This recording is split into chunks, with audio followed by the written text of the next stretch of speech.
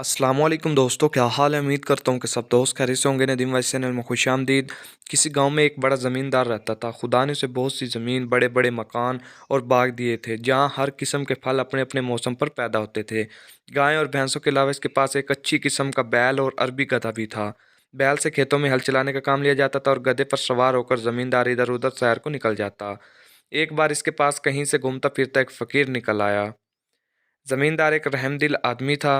इसने फ़कीर को अपने हाथ ठहराया, इसके खाने पीने और आराम से रहने का बहुत अच्छा इंतज़ाम किया। 2-4 दिन बाद जब फ़कीर वहाँ से जाने लगा तो इसने ज़मींदार से कहा, चौधरी, तुमने मेरी जो खातिरदारी की है मैं उसे कभी नहीं भूलूंगा। तुम देख रहे हो कि मैं एक फ़कीर हूँ। मेरे पास कोई ऐसी चीज़ नहीं जो तुम्हारी खिदमत में पेश करूँ। हाँ, मैं जानवरों और हैवानों की बोलियाँ समझ सकता हूँ। तुम चाहो तो ये इल्म मैं तुम्हें सिखा सकता हूँ, लेकिन तुमको मुझसे एक वादा करना होगा कि तुम ये भेद कभी किसी को नहीं बताओगे। और ये भी सुन लो कि अगर तुमने ये भेद किसी से कह दिया तो फिर जिंदा ना रह सकोगे। चौधरी ने कहा, बाबा, मैं तुमसे वादा करता हूँ कि मैं ये भेद कभी किसी को नहीं बताऊँगा और तुम्हारा ये एहसान उम्र भर याद रखूँगा। खैर, फ़कीर ने उसे जानवरों और हैवानों की बातें समझने का अमल सिखा दिया और वो वहाँ से चला गया। जमींदार के पास जो बैल था वो बेचारा सुबह से पिछले पैर तक हल में जोता रहता। शाम को जब वो घर आता तो इसके खाने के लिए बहुत सा डाल दिया जाता, लेकिन गधे को सर सब्ज घास और चने का दाना खाने को मिलता। गरीब बैल ये सब कुछ देखता और चुपचाप सहता रहता। वक्त इसी तरह गुजरता रहा। एक दिन जब बैल खेतों से वापस आते हुए गधे के पास से गुजरा तो गधे ने उसे लंगड़ाते हुए देखकर पूछा, भाई, आज तुम लंगड़ा क्यों रहे हो। बैल ने जवाब दिया, गधे भाई, आज मुझे बहुत काम करना पड़ा। मैं जब थक जाता था तो नौकर मेरी पीठ और टांगों पर जोर जोर से लाठियां मारता। मेरी टांग में चोट लग गई है। खैर, अपनी अपनी किस्मत है। गधा चुप रहा और बैल अपने थान की तरफ चला गया। जहाँ बैल बांधा करता था वहाँ जमींदार को अपने नौकर के लिए घर बनवाना था। कुछ दिनों के बाद जमींदार ने बैल के लिए भी गधे के पास ही खुरली बनवा दी। जब दोनों को वक्त मिलता एक दूसरे से बातें भी कर लेते। एक रोज बैल को उदास और खामोश देखकर गधे ने इससे पूछा, बैल भाई, क्या बात, आज तुम चुप क्यों हो, कोई बात ही कर लो। बैल ने कहा, गधे भाई, क्या बात करूं, आज फिर बड़ी लाठियां पड़ी। गधा कहने लगा, भाई, सच जानो तो मुझे तुम्हारी दुर्गत बनती है, इसका दुख होता है, लेकिन मुझे अफसोस है कि मैं तुम्हारा दुख बांट नहीं सकता। बैल बोला, गधे भाई, तुमने सच कहा। दुख तो कोई किसी का नहीं बांट सकता, लेकिन तुम कुछ मशवरा दो कि इस मुसीबत से मेरी जान कैसे छूटेगी, और नहीं तो 2-4 दिन आराम ही कर लूं। गधे ने कहा, एक तरकीब मेरी समझ में आई है। इस पर अमल करोगे तो 5-7 रोज के लिए बच जाओगे। कहो तो बताऊं। बैल बोला, नेकी और पूछ पूछ, बताओ क्या तरकीब है। गधे ने बताया, तुम ये करो कि जब हल वाला तुम्हें हल में जोतने के लिए लेने आए तो तुम आंखें बंद करके खड़े हो जाना। वो तुम्हें खींचे तो 2 कदम चलना और ठहर कर गर्दन डाल देना। फिर भी अगर उसे रहम ना आए और खेत पर ले ही जाए तो काम ना करना और जमीन पर बैठ जाना। कैसा ही मारे पीटे हरगिज न उठना। गिर पड़ना, फिर वो तुम्हें घर ले आएगा। घर लाकर तुम्हारे आगे चारा डाले तो खाना तो एक तरफ रहा, तुम उसे सूंघना तक नहीं। घास दाना ना खाने से कमजोरी तो हो जाएगी, मगर कुछ दिन आराम भी मिल जाएगा, क्योंकि बीमार जानवर से कोई मेहनत नहीं लिया करता। लो, ये मुझे एक तरकीब सूझी थी, तुम्हें बता दी। अब तुम इस पर अमल करने या ना करने का इख्तियार है। इत्तेफाक से जमींदार जो इस वक्त इनके पास से गुजरा तो इसने इन दोनों की बातें सुन ली और मुस्कुराता हुआ इधर से गुजर गया। चारे भोसे का वक्त आ गया था। नौकर ने गधे के मुंह पर दाने का तो बड़ा चढ़ाया और बैल के आगे भी चारा डाल रख दिया। बैल दो एक मुंह मार कर रह गया। अगले दिन हल वाला बैल को लेने आया तो देखा कि बैल बीमार है, रात को कुछ खाया भी नहीं। नौकर दौड़ा हुआ मालिक के पास पहुंचा और कहने लगा, ना जाने रात बैल को क्या हुआ, ना खाता है ना पीता। आज मुझे पूरे खेत में हल चलाना, कहो तो बाग में से दूसरा बैल ले आऊं। जमींदार बैल और गधे की बातें सुन ही रखी थी।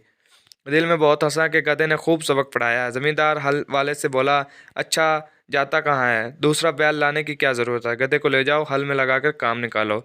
गधे पर मुसीबत आ गई। पहले तो दिन भर थान पर खड़े खड़े घास खाया करता था, अब तो सुबह से हल में जोता तो शाम तक सांस लेने की मोहलत न मिली। दम भी मरोड़ी लग गई, डंडे भी पड़े। सूरज डूबने के बाद जब गधा लौट कर अपने थान पर आया तो बैल ने इसका बहुत शुक्रिया अदा किया और कहने लगा, भैया, तुम्हारी मेहरबानी से आज मुझको ऐसा सुख मिला, सारी उम्र कभी नहीं भूलूंगा। खुदा तुमको खुश रखे। गधा कुछ न बोला। वो इस सोच में था कि अगर 2-4 दिन यही हाल रहा तो मेरी जान ही चली जाएगी।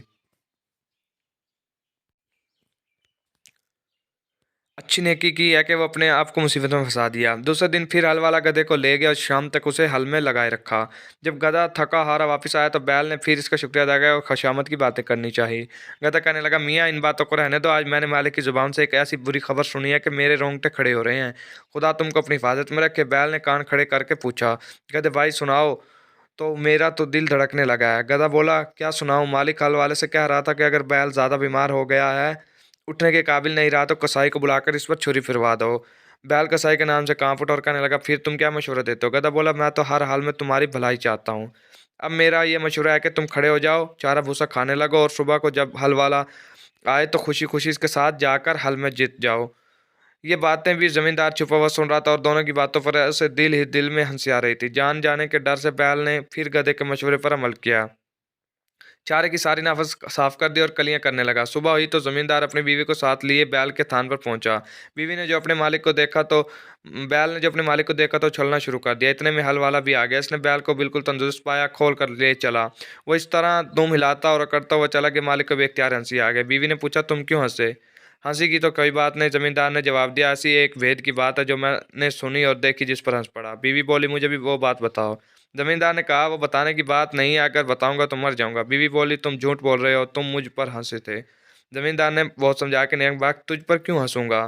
तुझको तो वहम हो गया है। अगर मरने का डर ना होता तो जरूर बता देता, मगर वो कब मानने वाली थी? चाहो मरो या जियो, मैं पूछ कर रहूंगी।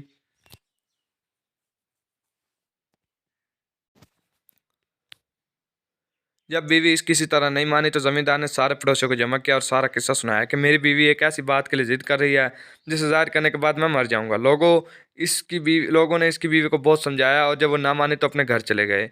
जमींदार लाचार होकर वजू करने चला गया कि भेद खोलने से पहले दोनों फल पड़े। जमींदार के यहाँ एक मुर्गा और 50 मुर्गियां पली हुई थी। एक कुत्ता भी था। जमींदार ने जाते जाते सुना कि कुत्ता मुर्गे पर बहुत गुस्सा कर रहा है। कम वक्त तू कहाँ मुर्गियों के साथ साथ भागा चला जाता है, हमारे आका की जान जाने वाली है। मुर्ग ने पूछा, क्यों भाई, इस पर ऐसी क्या फतह पड़ी जो अचानक मरने को तैयार हो गया? कुत्ते ने सारी कहानी मुर्गे को सुना दी। मुर्गे ने जो ये किस्सा सुना तो बहुत हंसा और कहने लगा, हमारा मालिक भी अजीब बेवकूफ़ आदमी है। बीवी से ऐसा डर भी क्या कि मर जाए और इसकी बात ना टले। मुझे देखो महाल, जो कोई मुर्गी मेरे सामने सर उठाए। मालिक ऐसा क्यों नहीं करता कि घर में जो शहतूत का दरख्त है, इसकी दो चार सीधी सीधी टहनियाँ तोड़े और इस जिद्दन को तय खाने में ले जाकर ऐसा पीटे कि वो तौबा कर ले और फिर कभी ऐसी हरकत ना करे। जमींदार ने मुर्गे की बात सुनकर शहतूत की टहनियाँ तोड़ी और उन्हें तय खाने में छुपाया। बीवी बोली, लो अब वजू भी कर रहा है, अब बताओ। जमींदार ने कहा, जरा तय खाने चलो चली, ताकि भेद भी खोलूं तो कोई दूसरा जाने भी नहीं और वहीं मर जाऊं। बीवी ने कहा, अच्छा, और आगे आगे तय खाने में घुस गई। जमींदार ने दरवाजा बंद करके बीवी को इतना मारा कि वो हाथ जोड़कर कहने लगी, मेरी तौबा है, फिर कभी ऐसी जिद नहीं करूंगी। इसके बाद दोनों बाहर निकल आए। कुंबे वाले और रिश्तेदार जो परेशान थे खुश हो गए और मियाँ बीवी मरते दम तक बड़े इत्मीनान के साथ ज़िंदगी बसर करने लगे। गलती कोताही हो गई हो तो वो माफ़ कीजिएगा। बाकी वीडियो अच्छी लगी तो लाइक करें। शुक्रिया।